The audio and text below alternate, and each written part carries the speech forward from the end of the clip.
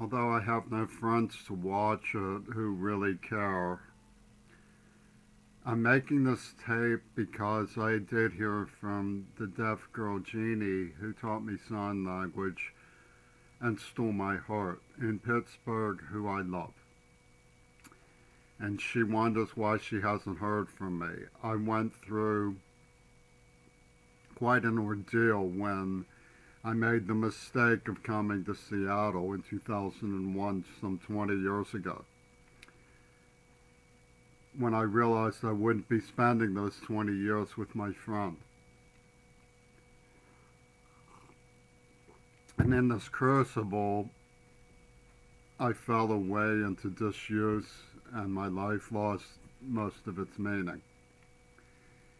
And I have been a silent person. The deaf exist in silence. They exist, we exist in a world where people don't notice us. And how I came to be here was that I was looking for refuge after a very bad man attacked me for no reason. He's from a foreign country, and he claimed to be all this sensitive, caring type. And I had appealed to the Abused Deaf Women's Advocacy Service, thinking they might make an exception because I had been a child when this man began stomping me, attacking me from behind, and so on, in a lifelong obsession. And of course, it was very difficult to convince them that it was real because the murderer is Ringo Starr. And you don't, just as there was no reason in the world that anybody would think that I would have or could have any impact on the great John Lennon, so it was that the 60s passed without anybody ever considering the possibility that Bobby Kennedy was the doing of Ringo Starr. Nobody ever considered it. Nobody ever considered that James Crary would be blamed for the disappearing act of John Lennon. Nobody ever considered that the Beatles might have had a hand in the murder of JFK. Nobody ever considered any of that. And yet they were supposed to put all this preposterous weight on his deranged criminal accusation that I bore some responsibility in the disappearance of his lead star in this disgrace. And Adwas didn't really want to take the case. But then Jeannie was attacked and raped, and they said, okay, get on a bus and we'll talk. So I was homeless in Seattle and we talked. And they disgracefully set me up where he could attack me again, murdered someone outside the clubhouse just to intimidate me over his claim to a sacred penny in the matter. I mean, Yoko Ono is hysterically psychotic. Ripper murdering somebody to pleasure the treasure of the queers with AIDS who are accomplishing her and so on. So to them, my best friend means nothing. In fact, they said raping her was an act of generosity because they didn't give her AIDS. This goes back to Mount Desert Island, where I proved that AIDS was planned. Dawn Denise left a note on my coat. You want responsibility for this, we pour it on you steaming. I hope it's enough. Kathy Hoag of Adwas put out a book called Enough But Not Enough, meaning they're never going to stop lying. They're never going to stop lying. We know that people are a little concerned about our criminal psychosis, so we're going to have to slow down for a minute. That's enough, but it's not enough, queerbait. This comes from governor's school conspiracy. Kathy Hoag looked at the evidence and admitted that I had a case. She said I had done tremendous work, and yet she didn't acknowledge or recognize me as a scholar until I made Phi Theta Kappa after Jeannie taught me sign language. So obviously she didn't run to Olympia. The dude has a case. They did start it. She was like, we're going to smother it in the silence that we always greet deaf things with for Jay Inslee, because they have this planetary plot that we now realize with the COVID bomb. So after they murdered some more Kennedys, I ended up throwing out a big bundle of manuscripts that I wanted to keep. I mean, I had page for page of research, but if I'm going to have to leave, if we ever get control of the COVID bomb and I'm still here, I'd like to see Jeannie again. I might even end up in Massachusetts, but I comforted myself a little that I've gotten some work done, even though I've had to throw away bundles of manuscripts and stuff. When I saw the Hunting Hitler videos, now, the Hunting Hitler videos are very professional and I commend them. They don't stop with half answers. They go for the full truth. They discovered a way that Hitler could escape, but they weren't satisfied that they knew how. So they went digging for the tunnel that he used, and they found the tunnel. They found where he landed in Argentina. So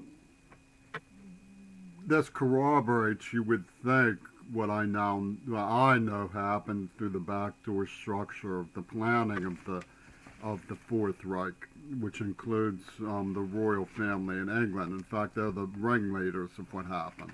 The rock industry, people like Pink Floyd and the Rolling Stones were people who saw Hitler as a wayward member of the royal family who have to be stuck up for and America stomped down to promote. But there's a certain tendency in the film, maybe the series, it's 24 episodes, 45 minutes long each, by very admirable professionals, manhunters, fugitive hunters, scientific professionals from the FBI and so forth, who solved the problem. I already knew Hitler escaped. It's obvious from other things. So, but they say some things like Hitler wasn't John Wayne when they're trying to explain why they didn't believe he jumped on a U-boat for 90 days and crossed through the woods and stuff. And and they say at one point, I'd rather be the predator than the prey. And although you laugh because they're obviously the good guys, so I mean, you think, why are they selling the predator-prey mentality for Hitler? Why are they covering for John Wayne? Is this a setup so they can deny the things that I discovered rather than integrate them into the whole, which is probably what's going on with some of them. Just, absolute objectivity until it comes time to disarm the truth. That might have been what was going on. It's hard to know. But if you look at the governor's school conspiracy, you see that Michael Tive of Sony, who's worked with people, probably Ian Gallagher from the governor's school, who obviously knew what Leslie Katz was doing with her virginity and stuff, setting up the Shakespearean play about the disappearing man and the blame of the deaf boy who loved King Crimson too much. If he didn't love King Crimson so much, he could have saved John Lennon. They smash him and rape his girlfriend and say enough but not enough and all of this jazz for the Seattle poor, because there's a lot of social Darwinism in both the Pittsburgh and Seattle poor.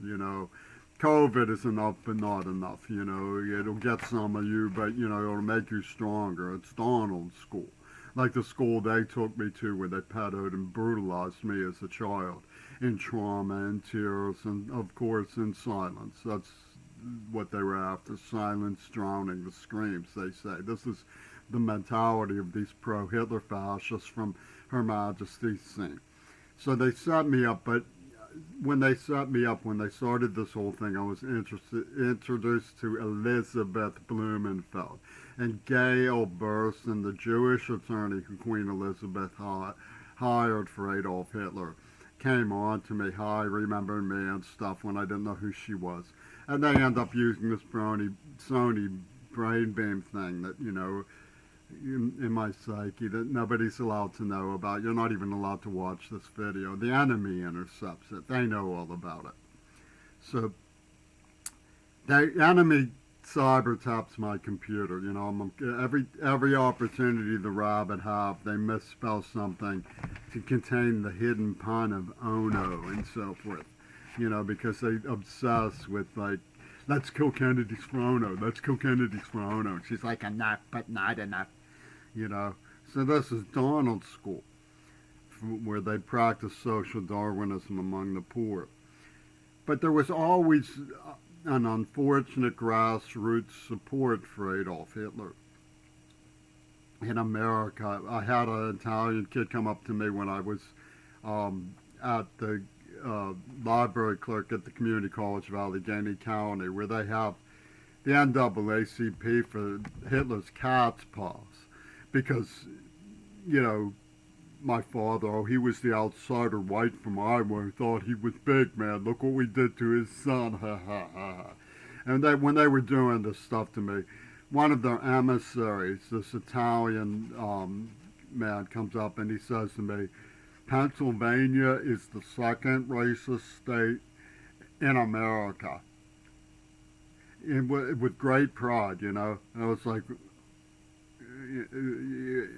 but what you don't realize from this is he was an emissary for the NAACP. It was a combat group. You know, they were working together to get the outsiders. You know, they think they're so big they don't understand us. You know, and you find the same mind-destroyed mentality in Seattle, where they poison people in the mouth for talking about them and stuff. You know, so.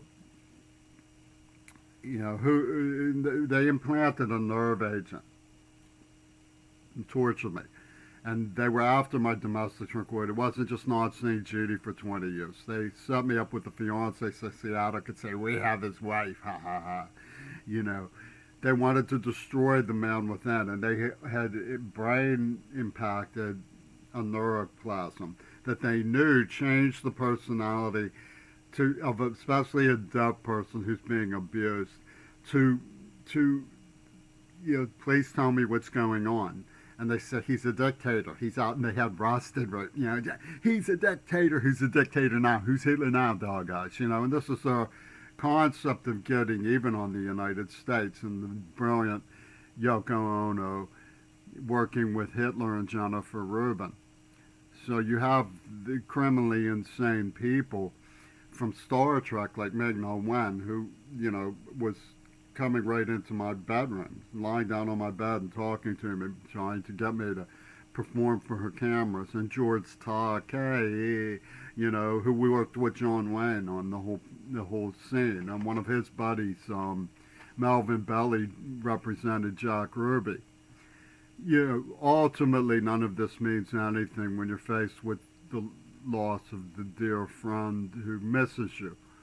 I tried to get the truth, but nobody could.